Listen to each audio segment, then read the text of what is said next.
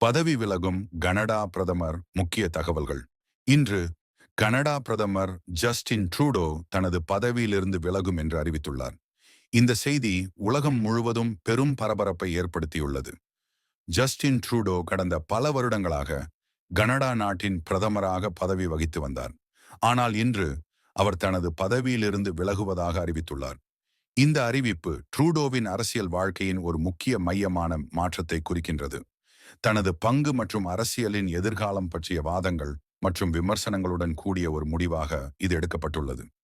Justin Trudeau பதவியை விலக்கினால் Canada நாட்டின் அரசியல் அமைப்பில் பெரும் மாற்றங்கள் ஏற்படக்கூடும். நவம்பர் 2025 அல்லது பிறகு புதிய பிரதமர் தேர்தல் நடைபெற வாய்ப்பு உள்ளது. இந்த தேர்தல் கனடாவின் அரசியல் நிலையை எவ்வாறு பாதிக்கும் என்பதை நாம் நகர்க்கூடிய நாட்களில் அறிய முடியும். கனடாவில் ட்ரூடோவின் அரசியல் வழிகாட்டல் பல வகையில் புரியப்பட்டாலும் தற்போது அவர் பதவியில் இருந்து விலகியதும் அந்த மாற்றங்கள் மற்றும் அடுத்த தலைமுறை அரசியல் தலைவரின் பங்கு குறித்த பொது கருத்துக்கள் பரபரப்பாக பரவலாக வருகின்றன. மக்கள் மற்றும் பல அரசியல் குழுக்களின் கருத்துக்கள் ட்ரூடோவின் பதவி விலகலை ஒரு புதிய யுகம் என்று பார்ப்பவர்களும் உள்ளனர். ஜஸ்டின் ட்ரூடோ விலகிய பின் கனடா நாட்டின் அரசியலில் புதிய தலைவரை தேர்ந்தெடுக்கும் நடவடிக்கைகள் தொடங்கும். இந்த பரிசோதனை கனடா நாட்டின் அரசியல் மற்றும் சமூக நிலையை மாறுபடுத்தும். புதிய பிரதமரின் தேர்வு கனடா நாட்டின் அரசியல் நிலையை புதுப்பிக்கும்.